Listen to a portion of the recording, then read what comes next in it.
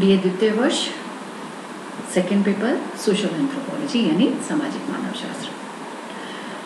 इसका सिलेबस हम ऑलरेडी इससे पहले के वीडियो में शेयर कर चुके हैं, जहां मैंने आपको बताया था कि इस पेपर में भी बाकी पेपर्स की तरह 5 यूनिट है और हर यूनिट में हमें क्या क्या पढ़ना है उसके बारे में हम डिस्कस कर चुके हैं। तो इस वीडियो को देखने से पहले यानी सेकेंड पेपर स्टार्ट करने से पहले आप सभी स्टूडेंट्स के लिए बहुत अच्छा होगा कि आप अगर सेकेंड पेपर का जो सिलेबस है वो ज़रूर देखें। मैंने जैसे हर क्लास में मैं आपको कहती आई हूँ कि कोई भी विषय जब आप पढ़ते हो, कोई भी विषय सोशल साइंस हो, नेचुरल साइंसेज हो, ह्यूमैनिटीज़ हो, कोई भी पेपर आपको समझना हो तो अगर आपने उसके पाठ्यक्रम को, आपने उसके सिलेबस को नहीं समझा है, कंटेंट को नहीं समझा है, तब आपको उस विषय को समझने में, पढ़ने में ना तो रुचि आएगी बहुत ज़्यादा और समझने में भी थोड़ी कठिनाई होगी। तो बहुत अच्छा है कि हम इसके पाठ्यक्रम को या सिलेबस को इग्नोर नहीं करें, उसको समझें। ठीक है, चलिए, क्योंकि उससे हमें ये पता लग जाता है कि हम इस विषय में पढ़ने क्या वाले हैं। ठीक है, एक माइंडसेट प्रिपेयर हो जाता है आपका। चलिए, मैं पहले कुछ आपको बताऊं स्लाइड दिखाने से पहले, फिर हम स्लाइड बाय स्लाइड चीज़ों को डिस्कस करेंगे। हमारा टॉपिक है सामाजिक मानवशास्त्र यानी सोशल एंथ्रोपोलॉजी। क्या है ये विषय, इसकी उत्पत्ति कैसे हुई और ये किस चीज़ का अध्ययन करता है, ये सारी चीज़ें हम यहाँ पढ़ने की कोशिश करेंगे। तो सामाजिक मानवशास्त्र, पहले शब्द हम सिर्फ लेते हैं मानवशास्त्र, एंथ्रोपोलॉजी। देखा जाए तो बच्चों, एंथ्रोपोलॉजी एक सेपरेट, एक इंडिविजुअल विषय है, एक अलग से विषय है। बहुत सारी यूनिवर्सिटीज़ में तो नहीं कह सकते, लेकिन कुछ यूनिवर्सिटीज़ ऐसी हैं जो मानवशास्त्र को या एंथ्रोपोलॉजी को एक सेपरेट विषय, एक पृथक विषय के रूप में चलाती हैं। इसका एक पृथक डिपार्टमेंट होता है। समाजशास्त्र अलग विषय है, मानवशास्त्र अलग विषय है। पहली चीज़, नाम से ही जैसे आपको पता लगा है, जब आप कहते हो समाजशास्त्र तो आप कहते हो समाज का अध्ययन करने वाला विज्ञान। ऐसे ही मानवशास्त्र, मानव का अध्ययन करने वाला विज्ञान। बहुत सिंपल है नाम से। लेकिन हम जब बोलते हैं, जब समाजशास्त्र में समाज का अध्ययन करते हैं और समाज व्यक्तियों से बनता है, मानव से बनता है, तो मानवशास्त्र अलग क्यों या समाजशास्त्र अलग क्यों, ये एक सोचने का विषय हो सकता है। दोनों की जो कंटेंट है, सब्जेक्ट मैटर है, विषय वस्तु है, स्कोप है, वो बिल्कुल अलग अलग है। हाँ, इंटर रिलेटेड है, अंतर संबंधित है, क्योंकि मानव के बिना समाज नहीं और समाज है तो मानव का अस्तित्व होना अनिवार्य है।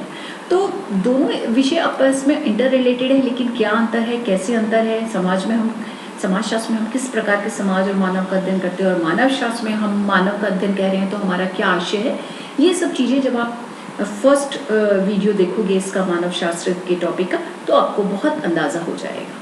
ठीक है, अभी मोटे तौर पर मैं सिर्फ आपको ये बताती हूँ कि समाजशास्त्र जब समाज के अध्ययन पर फोकस करता है, तब मानवशास्त्र व्यक्ति या मनुष्य के अध्ययन पर फोकस करता है। लेकिन वो कोशिश करता है कि मानव का समग्र दृष्टिकोण में जितने भी संभावित दृष्टिकोण हो सकते हैं, उन सब के आधार पर अध्ययन करने की कोशिश करें। चलिए हम शुरुआत करते हैं।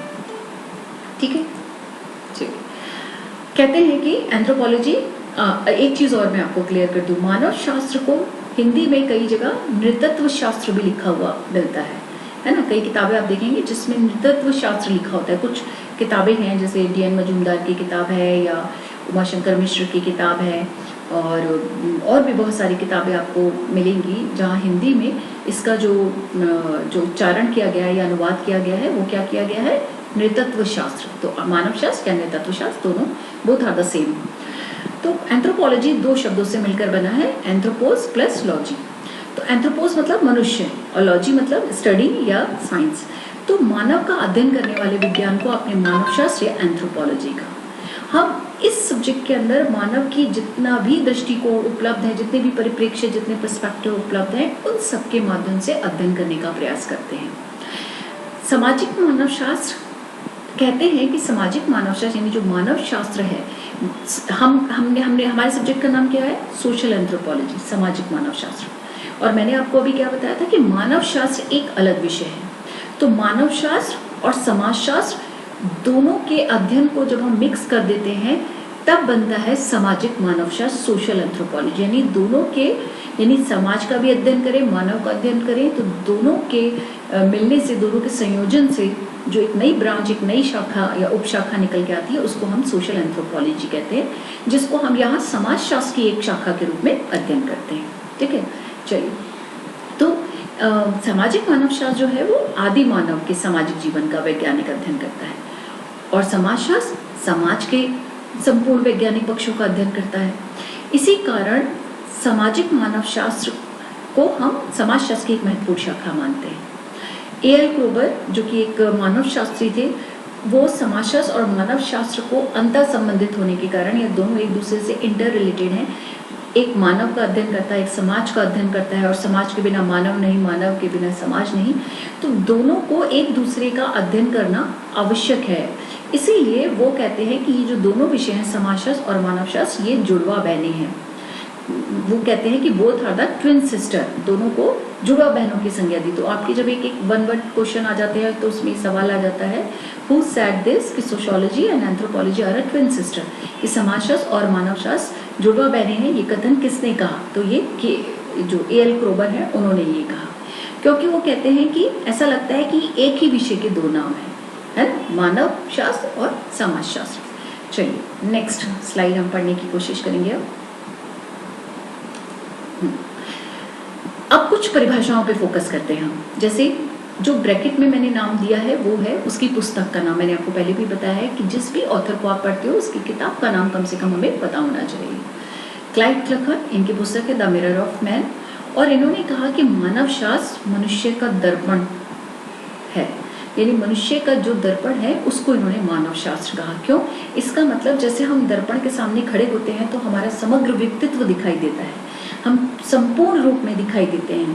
उसी तरह से मानव शास्त्र एक ऐसा विषय है जो मनुष्य का कंप्लीट रिफ्लेक्शन करता है, मनुष्य के समग्र को प्रस्तुत करता है, उसके कंप्लीट, उसके बाह्य आंतरिक सभी दृष्टिकोण से उसको प्रस्तुत करने का प्रयास करने वाला जो विषय है वो मानव शास्त्र है। इसलिए उन्होंने कहा कि मानव शास्त्र मनुष्य का दर्पण है।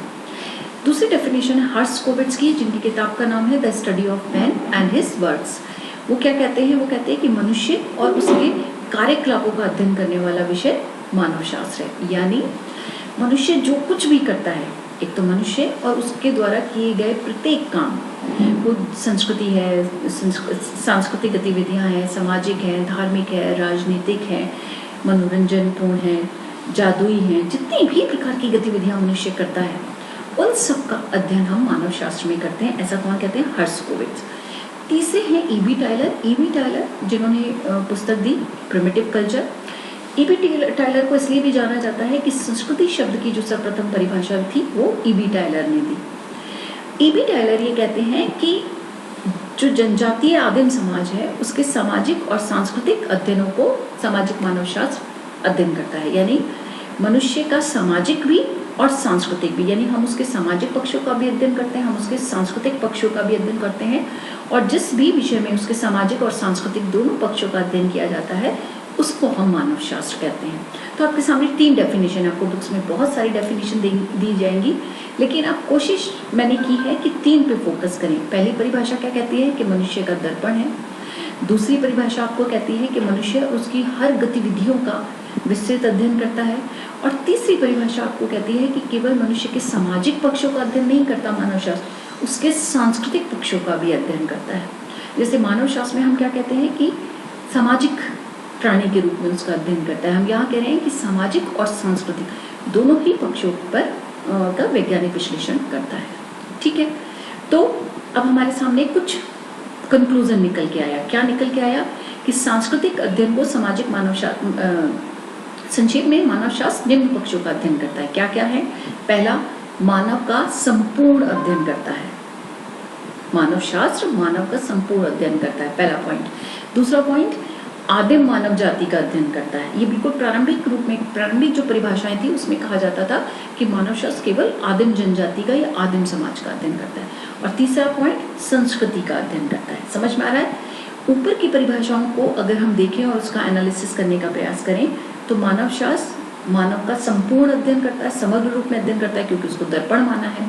तीसरा, मानव शास्त्र आदिम मानव का या जनजाति का, ट्राइबल ग्रुप का अध्ययन करता है। और तीसरा, संस्कृति का अध्ययन करता है। ठीक है, तो इसकी 3 परिभाषाओं से ये पॉइंट्स निकल कर आते हैं। अब आगे देखिए, जब हम कहते हैं कि मानव का संपूर्ण रूप से अध्ययन करता है तो इसका मतलब क्या है?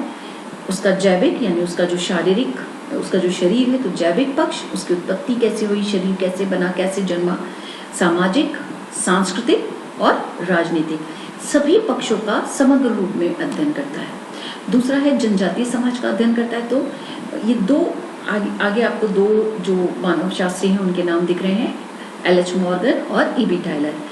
इन्होंने कहा कि इन्होंने यहाँ से प्रारंभ किया कि जनजातीय समाज का अध्ययन करने वाला या आदिम समाज का अध्ययन करने वाला, आदिम मानव का अध्ययन करने वाला विषय मानव शास्त्र है। और इन्होंने कहा कि इस समाज के लिए उन्होंने जो प्रारंभिक नाम दिए थे, किसको, आदिम समाज या जनजातीय समाज को, एल.एच. मॉर्गन और ई.बी. टायलर ने। उन्होंने कहा कि ये बर्बर और असभ्य समाज था। मॉर्गन कहते हैं कि ये बर्बर, बार्बरिक और अनसिविलाइज सोसाइटी था, या फिर टायलर ने इसको, ई.बी. टायलर ने इसको आदिम समाज यानी प्रिमिटिव सोसाइटी कहकर संबोधित किया। समझ में आ रहा है?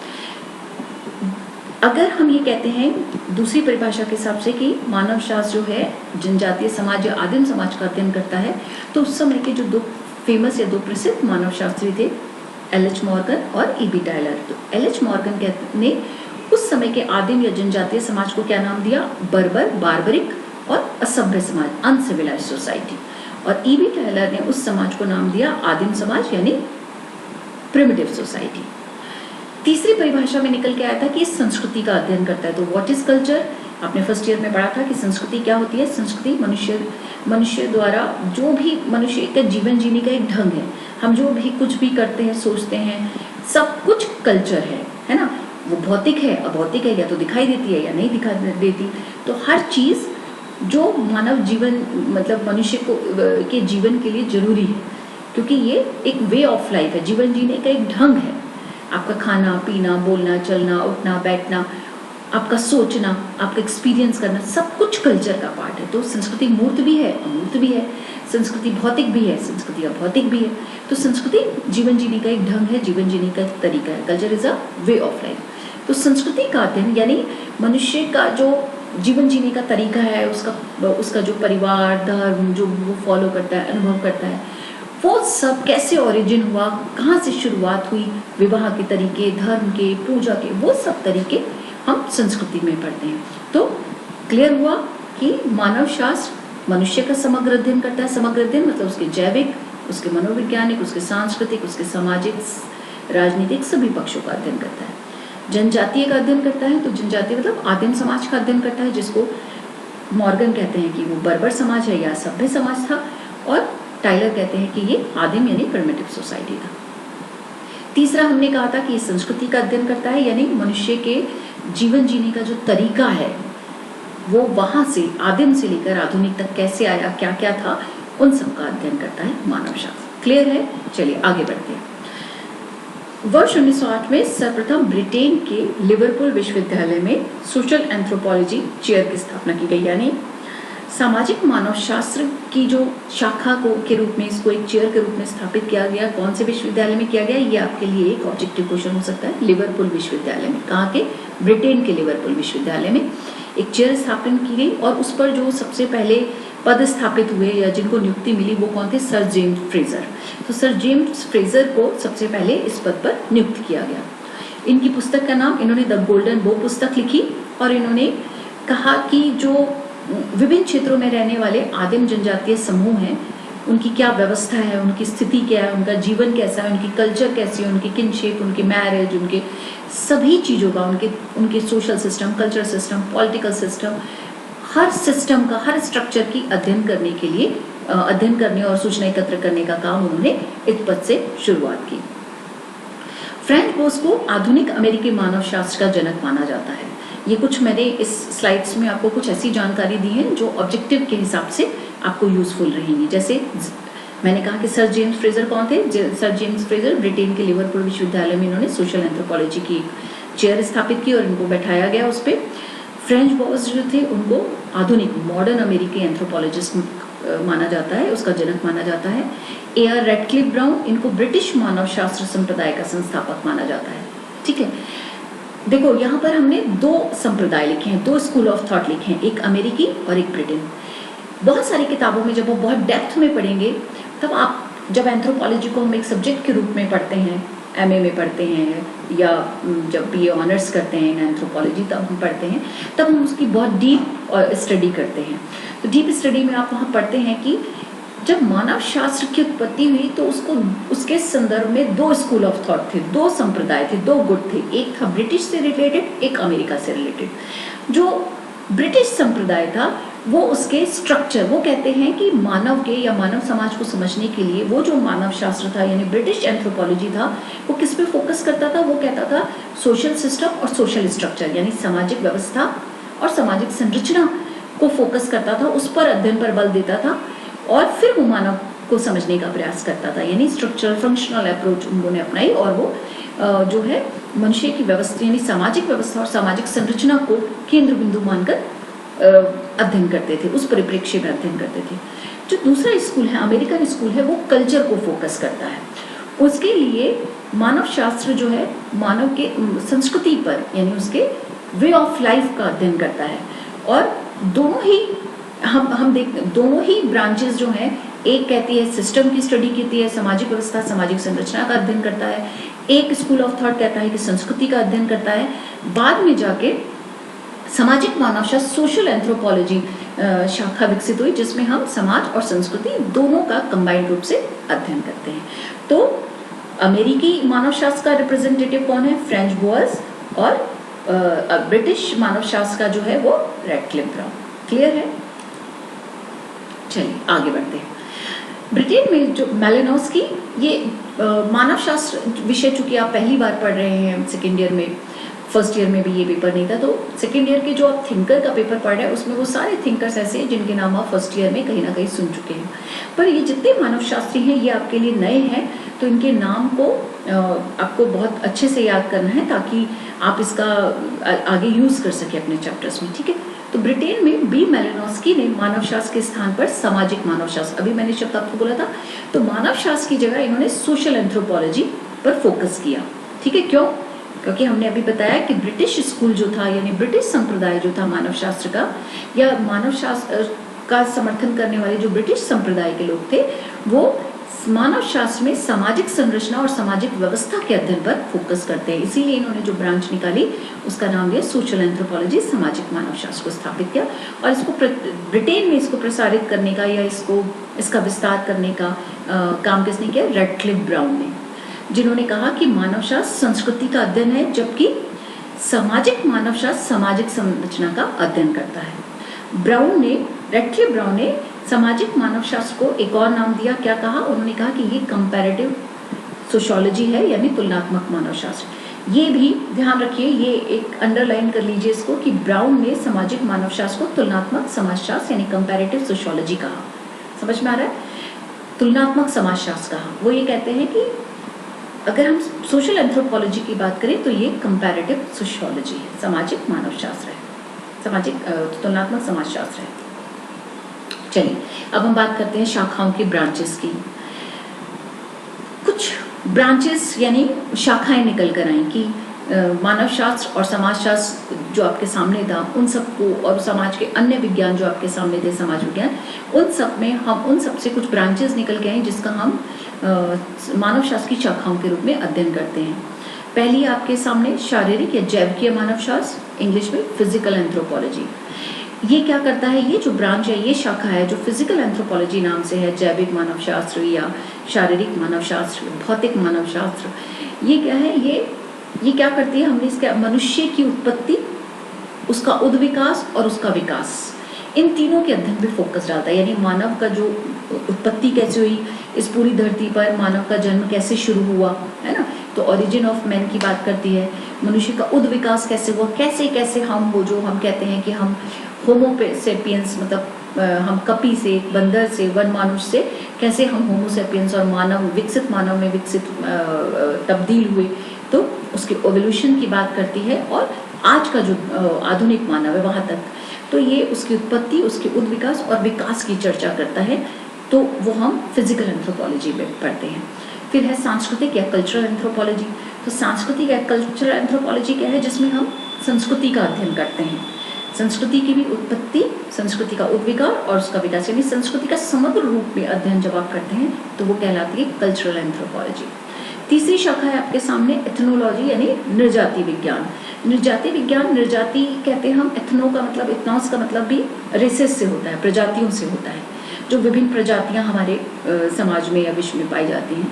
तो ये एथनोलॉजी जो है वो सामाजिक और सांस्कृतिक विशेषताओं के आधार पर लोगों का विभाजन करता है। जैसे आप देखते हैं कि आप जब रेस या प्रजाति शब्द इस्तेमाल करते हैं तो आप कहते हैं नॉर्डिक है ना, कॉकेशाइड है, यानी पहाड़ों पे जो नए नक्श के हिसाब से फिजिकल फीचर्स और कल्चरल फीचर्स के हिसाब से जो ग्रुप्स में लोगों को आप बांटते हैं उसको वो प्रजाति कहलाती है। तो प्रजाति लोगों का एक ऐसा समूह जिनको आप उनकी सामाजिक और सांस्कृतिक विशेषताओं के आधार पर विभाजित करते हैं। तो नृजाति विज्ञान या एथनोलॉजी है वो मनुष्य की सामाजिक और सांस्कृतिक विशेषताओं के आधार पर उनका अध्ययन करता है, उनका वर्गीकरण करता है और उसको वर्तमान और भावी या अतीत और वर्तमान और भावी के आधार पर समझने का प्रयास करता है।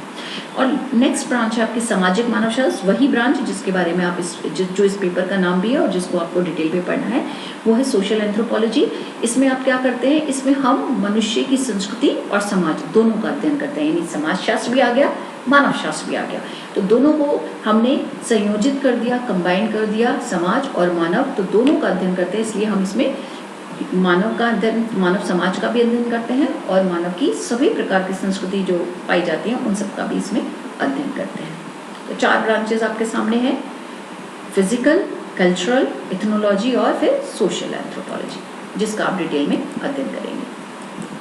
ठीक है, मैं उम्मीद करती हूँ बच्चों कि यहाँ तक आपको बेसिक समझ में आया होगा। ये अभी शुरुआत है क्योंकि समाजशास्त्र पिछले साल आपने समाजशास्त्र बहुत ढंग से पढ़ा है, तो नेचुरली आपको जब आप फर्स्ट पेपर थिंकर का पढ़ते हैं तो उतनी ज़्यादा दिक्कत नहीं आती क्योंकि आप कहीं ना कहीं थोड़ा बहुत उनके ओरिजिन में पढ़ चुके हैं।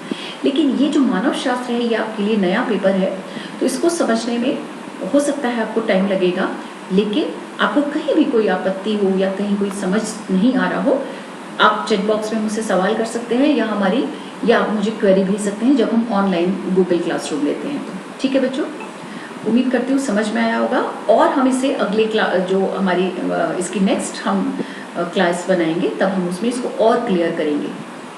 चलिए, थैंक यू बच्चों।